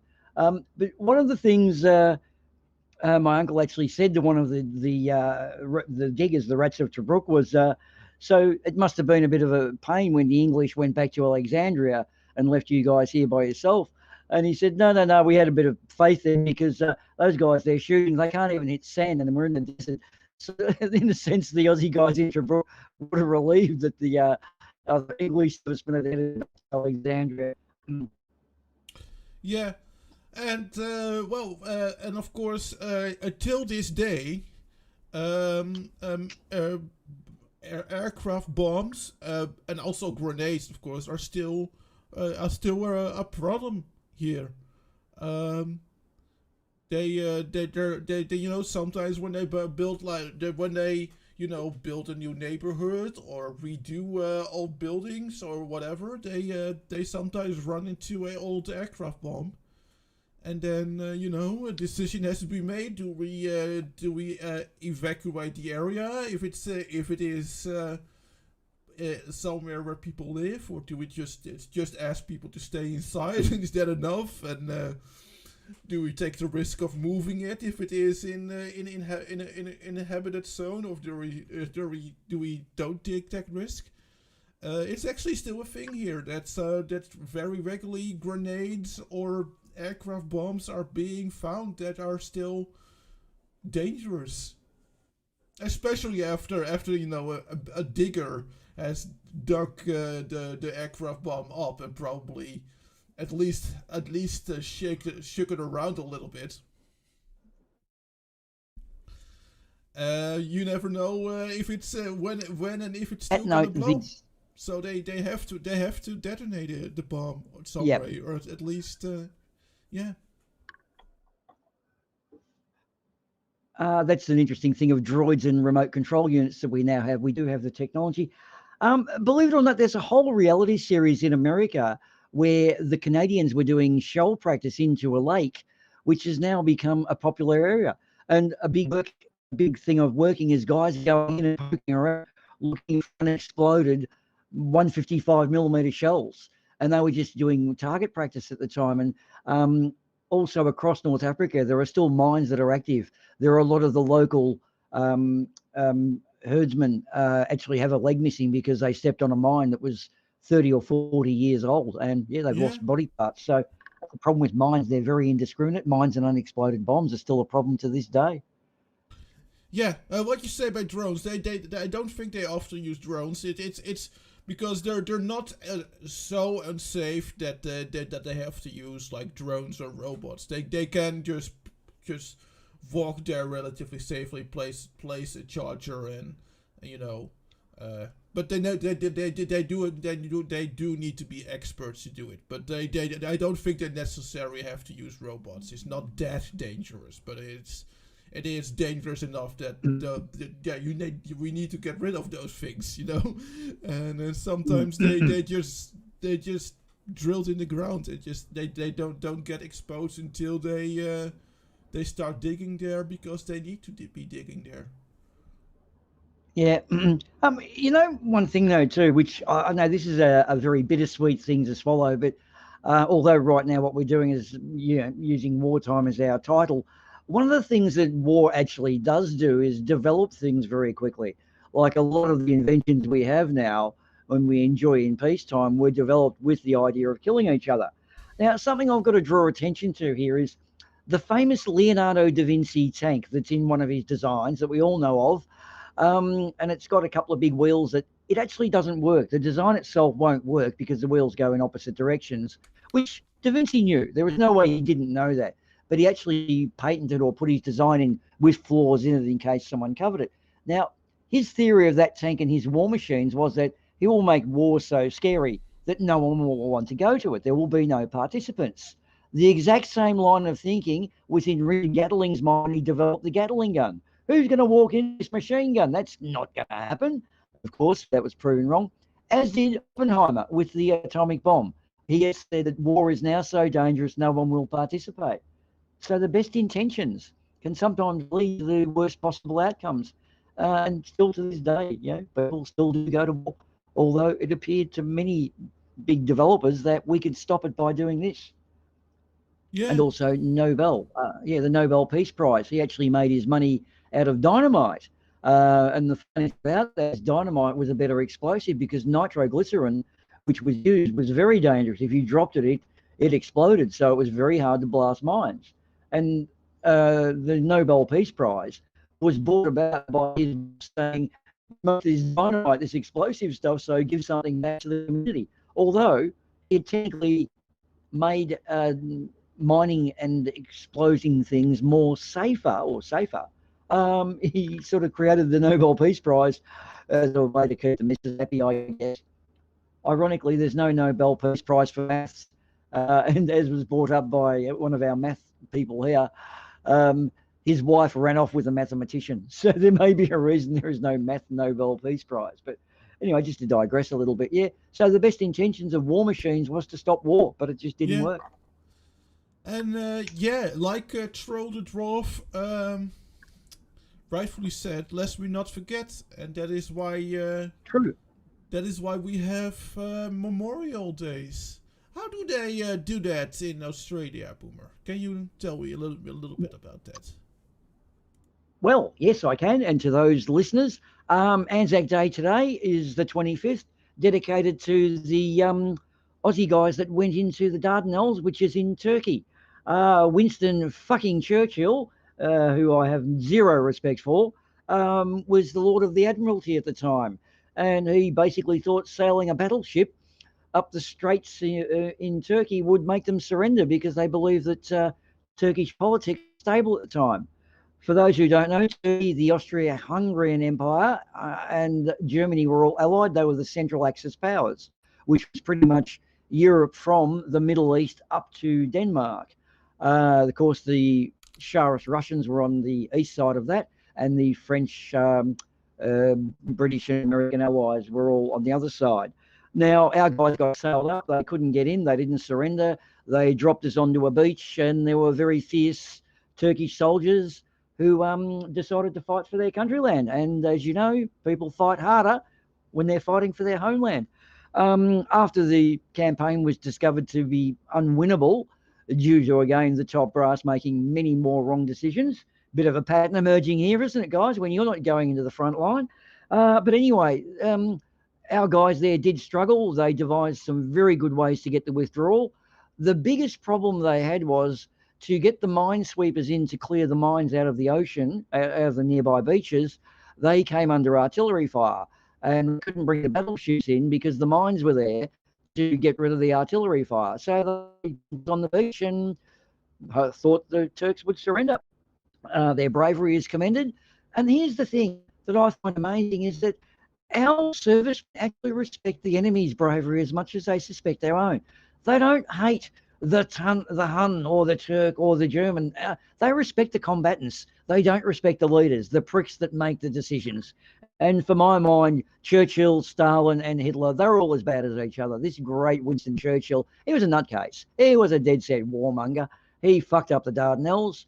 From that was the birth of the Anzac Spirit, which is Australian-New Zealand Army Corps. And from then, we've had many campaigns that we've always been, well, in my opinion, unwilling participants. But as you know, when you swear allegiance to an empire, you are part of the Dominions. I don't believe that patriotism exists as much nowadays, but all the guys who basically went over there and put their balls on the line, you know, we actually have the ability to go, I don't know, whinge at people in gem pandas if you want to, with this amazing sense of freedom, because those guys actually didn't come back, and that's the saddening side. So we have a dawn service, which this morning with computers we stay in, but it was actually really ominous because it was a still foggy morning, and it just added to the atmosphere. It was really good to watch.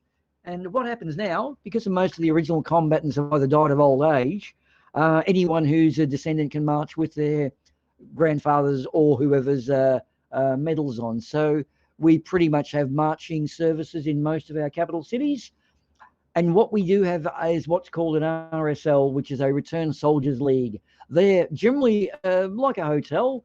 You go there, you get reasonably cheap beer. If you remember, the old diggers get free membership, any return soldier. Good for a meal. They have gambling machines and the like, and it's a good little entertainment zone.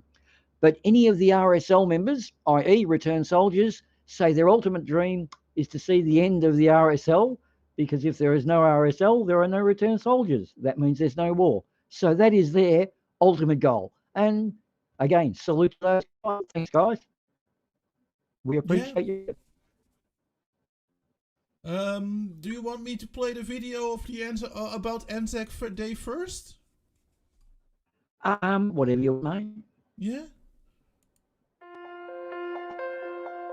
We celebrate Anzac Day every April 25th, but why is it considered our most important national occasion? The Anzacs, or the Australian and New Zealand Army Corps, were the brave soldiers who stood, fought and died during the First World War. The First World War started in 1914. At that time, Australia had been under the control of the British Empire for 13 years and New Zealand for 7 years. In 1915, Australia and New Zealand became witnesses to the new army of volunteer soldiers. The brave forces went out to the Gallipoli Peninsula to claim Constantinople, the capital of the Ottoman Empire and one of Germany's allies. The Anzacs landed on April 25th, but the Ottoman Turkish defenders were ready for the attack. The soldiers knew that winning was impossible. Nevertheless, they continued to fight for 8 months.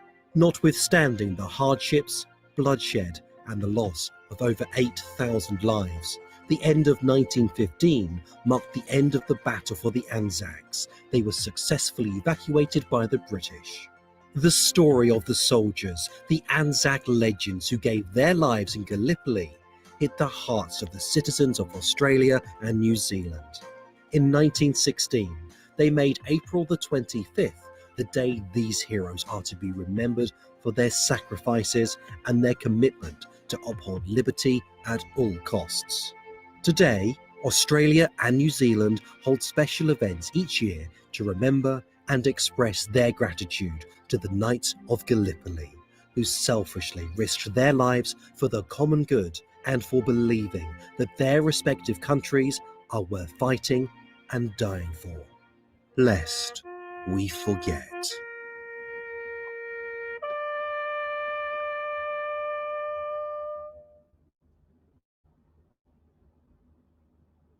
Yeah, that's wow.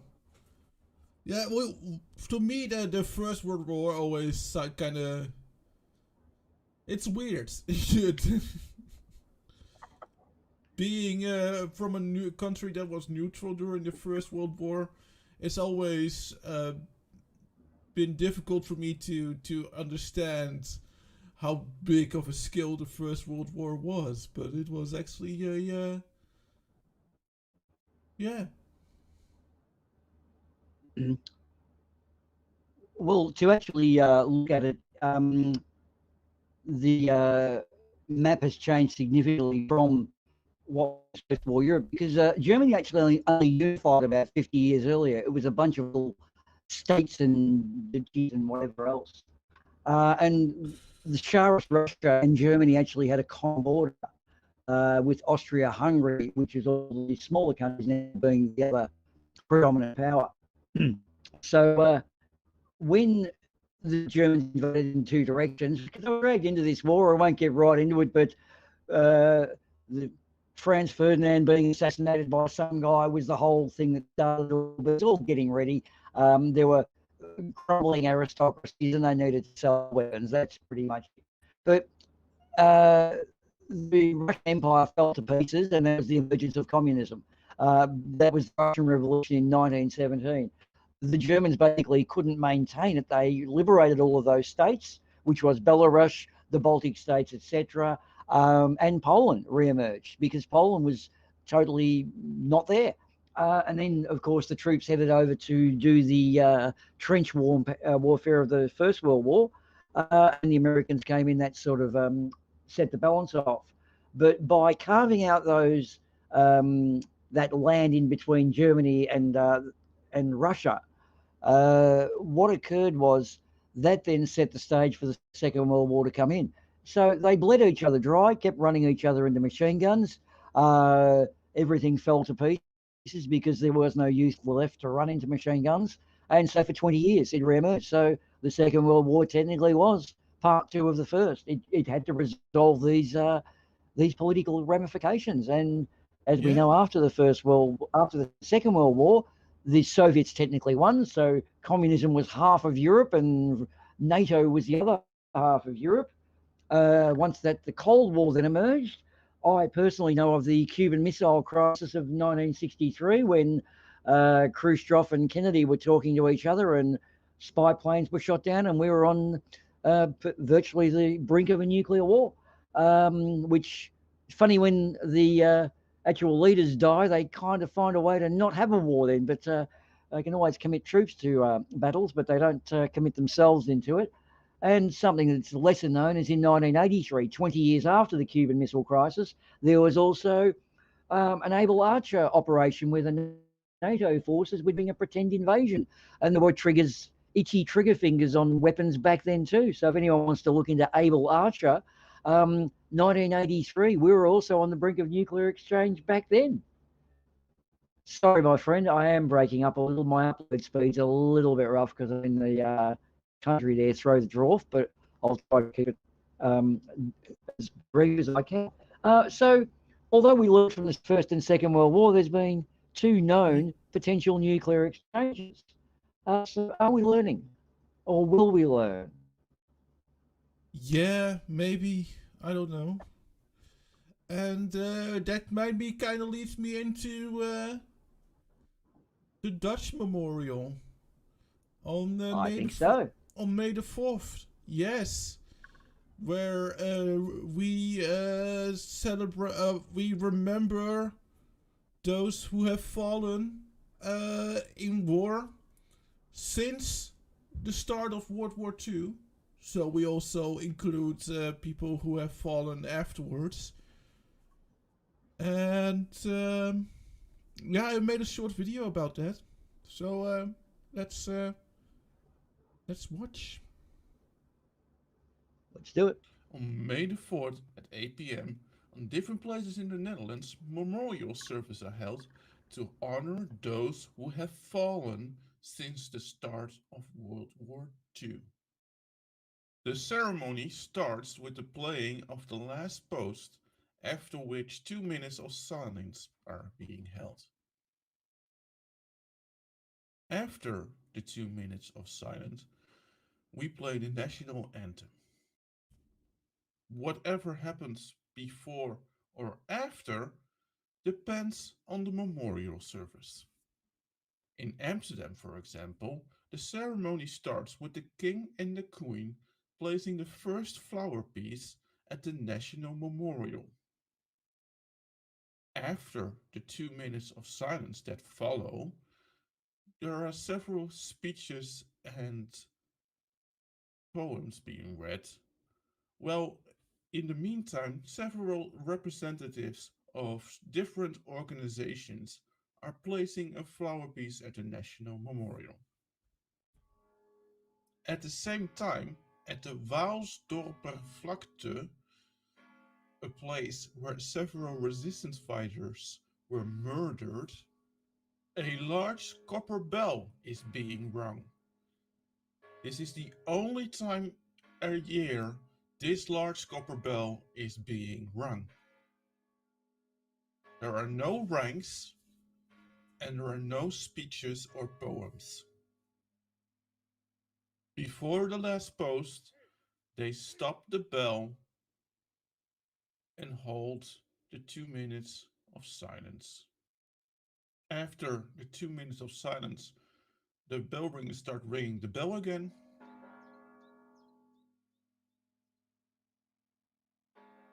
And this continues on for about an hour. Other than that, there is complete silence.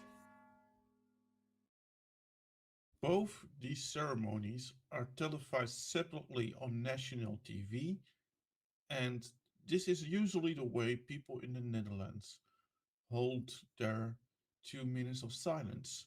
Public life basically comes to a halt between 7:45 and 8:15, and everyone gets the opportunity to participate if they want to. And on May the 5th, people in the Netherlands celebrate Liberation Day. And even though it's only an official holiday once every 5 years, everywhere in the Netherlands there are concerts and festivals, and there is drinking. Every and year, by the way. Pretty much every year, barring pandemics and the like. Yeah, okay. So barring pandemics, like I said in the video, we celebrate our freedom, and we drink, and we dance, and well, most people don't do it because of Liberation Day. Most people do it because there is a good party going on. But yeah, of course, aside from the 2 televised ones, there are many local ones, of course, at Oosterbeek and at the Armen Memorial. But the two that I gave as examples are the 2 that are on national television. And my favorite one, personally, is the one with the big copper bell, because that one is so impressive. The silence after that bell stops ringing and after the last post has played, that complete silence is so impressive that it gives it an extra dignity, in my opinion. Yeah, it's very touching too. I could see it would have a quite a somber effect on people too. But it's something we do need to have attention drawn to. Yeah, and the good thing about it is too is there is no rank. You just have to, if you want to go there and place a flower. Again, aside from barring pandemics, you just have to get in line, and you get your chance to place a flower or pay your respects. You don't have to place a flower to pay respects there. Yeah, that's it. A bit of poetic justice is that there weren't only resistance members that were executed there, killed there. I have to say, yeah, there weren't resistance members that were killed there. There were also collaborators that were executed at the same place after the war, including the leader of the Dutch National Socialist Party.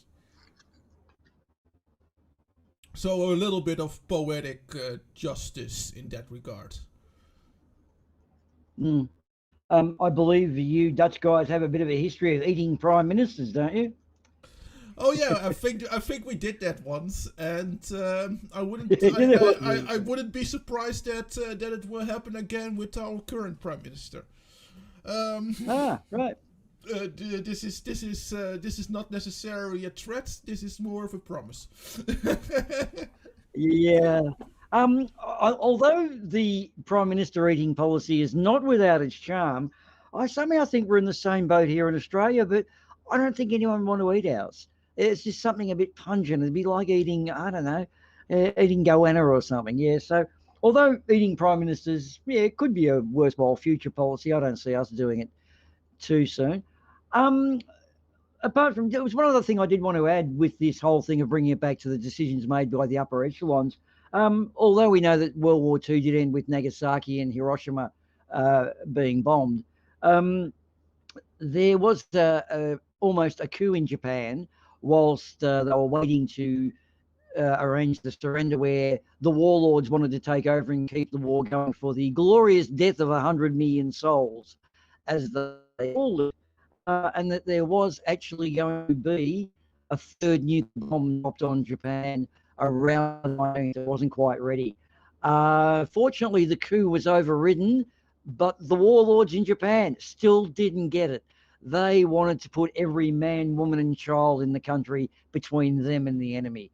And to me, that's just a really sad state of the human condition. And hopefully we will evolve that out if evolution can ever get rid of that piece of idiocy. Yes, Micro. You Swedish guys have also got a bit of a king there that was misbehaving a couple hundred years ago too. We'll do a story on him one day. Sorry, dude, I got distracted by the chat. Look, we sort of, after that third bomb thing, this has been really special and good for me to share this sort of stuff, because I did have military sort of connections in the family. And look, when I was working in a hotel, we had four guys walk in because the other pub up the road they used to drink at had closed for refurb, and they came in. These guys actually drove a Centurion tank during the war. When I got to talking to them, they got together the last Wednesday of every month since the war, and this was in 1994-ish, I think. So, I mean, that in itself is awesome that this did come out of the war. It was a good thing that these guys had a bonded friendship. They drove a Centurion tank, and I believe they had a different one earlier, but they never took that into action. And from just establishing a bit of a rapport with those guys, I did manage to get some addresses of other diggers who I went visited, because being a barman, you work night. And I actually go around and visit a few and managed to coax out some war stories.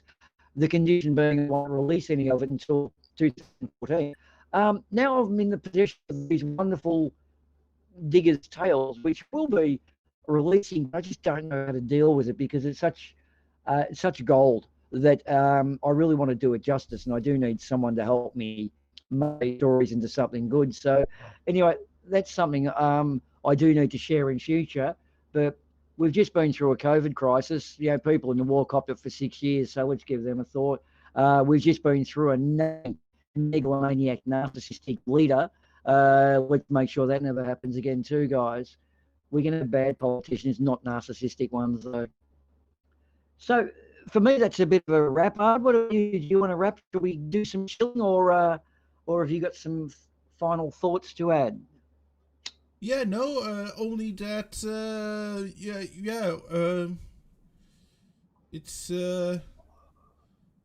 this is something that I really wanted to talk about, because this is kind of part of the Dutch legacy, this whole World War II story. Look, the Netherlands is a country where not a lot happens, so I think we don't have. I think a part of it might be that we don't have much other recent history stories to look back on. So I think that might probably be a reason why the Second World War is of so much importance to us. Of course, not of course, because it changed so much in our landscape. You know, old towns that are now still there, but are partly a lot more modern because they had to rebuild stuff. And yeah, I think we should never forget and never make the same mistakes again. Though I'm not holding my breath on that. So with that, I Well, think something that got to add some Dutch heritage here. Windmills and clogs, two really things. And one other thing is Eddie Van Halen's father was a violinist in the Dutch Philharmonic Orchestra who migrated to America after the. So Van Halen emerged from the Netherlands, as did Golden Earrings, and we all have that feeling of radar love. So they are very important cultural things added. Golden Earring and Van Halen, my friend. Yahoo! Yeah. Go Dutch. We also have the invention of the famous Dutch oven, which we probably won't elaborate on here. Okay, on to the shield side. I believe. Yep. Yeah, the shield side. Yeah, go ahead. Well, we have. We're not sure if there's a sarcastic barman card game in about 9 hours. There could be on the EIE network on Fight the Flat Earth. However, mega extravaganza happening on Fight the Flat Earth. Stupidity is not a right. Team Eldaran will consist of Planawalk, MC Gruber, and everybody's enemy, Quiddies. Quiddies, my Bunker 33 cohort, will meet his maker tonight. And on Team Death Star will be myself, Brainy Beaver, and Mr. Sensible. And this is a personal attack where I must eliminate Quiddies. So I will throw Brainy and Mr. S under the bus if it means getting the prize. So Quiddies, I'm coming for you. You will meet your maker tonight.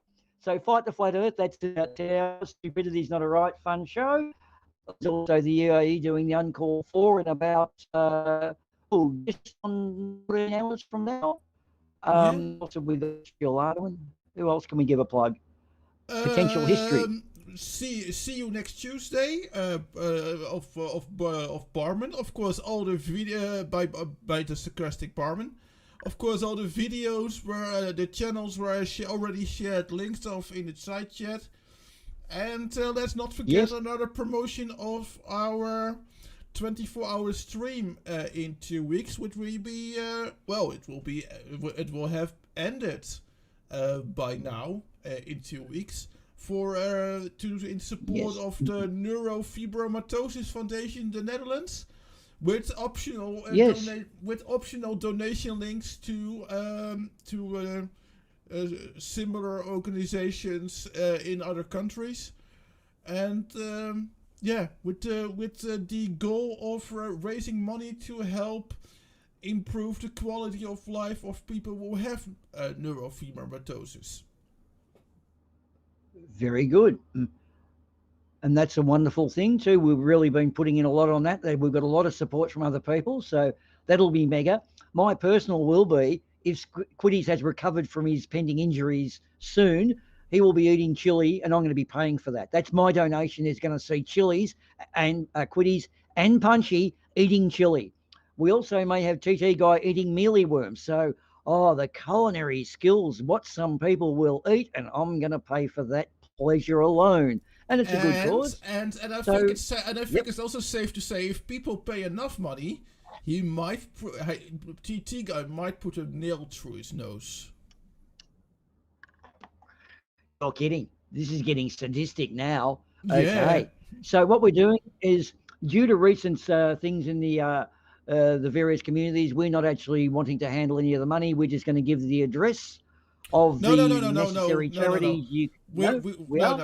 Sorry. That's optional. We will have a donation link where we accumulate the money as a community for those who want to. If people are like, I would like to see how much we can raise, etc., etc. There will be an option for that by PayPal pool. Oh, all right. So we're still fleshing that out. Yeah. But if people don't feel comfortable but like the cause, they have the option to donate directly. That is what. And of course, we almost forgot. Next week we're gonna do May the 4th, and even though May the 4th is Memorial Day in the Netherlands, we decided to not spoil the rest of the world's fun. And look back on May the 4th be with you on Star Wars.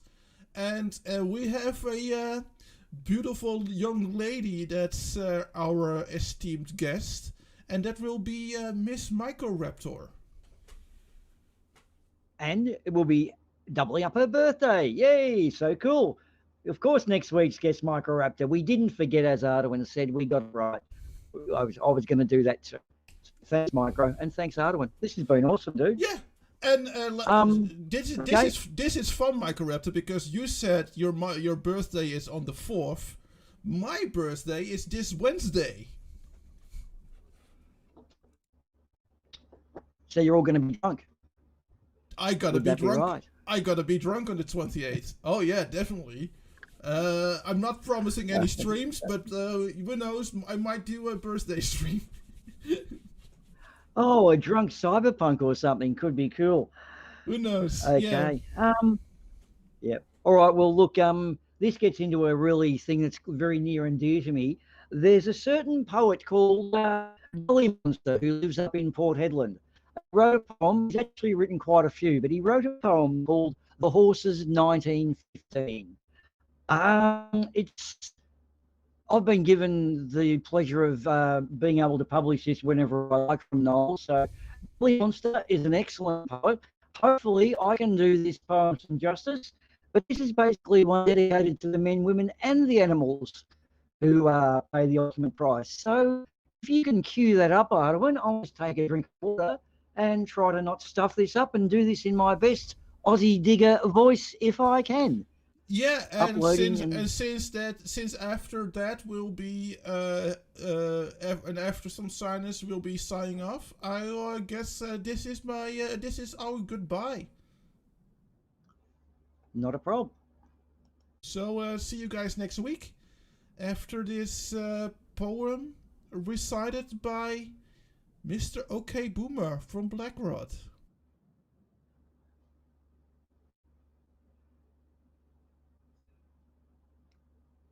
Well, we live the life of Rowley on the rolling Pilbara Plains, with rivers full of water from stormy summer rains. Long stretches of sweet green grass, all tasty feed for stock. Life was just worth living on the banks of the River Sherlock. A recruiter came to Roebourne and spoke about the war.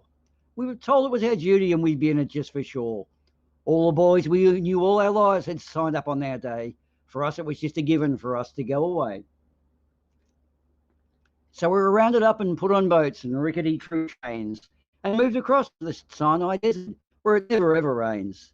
6 full regiments astride the light horse struck fear in the enemy's heart. God knows we did our best. We always played our part. Cannon fire was murderous, and snipers were a constant threat, and chilly nights in desert climes, but forever in a foamy sweat. We fought the Tone and the Hun and made the Kaiser post his pleas, and all our fears were groundless, because we forced them to their knees. When Yallop and Jack had beaten them, and all the boys went home, all of us horses also tired and weary to the bone, we wondered our futures, what was to be our lot. We were rounded up in all our teams, and all of us were shot. And so I lie in a foreign desert sand, my blood making such a mess. I think I'd done my duty, from dusty battlefield to full formal parade dress. For horses no one cared about, and quarantine our final failing test. I dream about the Roebourne Plains, where life was just the best. So it's not just the bony boys and the Anzacs who never grow older. It was us horses, strong and sure, who carried them on their shoulder. So shed a tear in my eyes and listen to my morning. But spare a thought for us poor horses, as Anzac Day is dawning.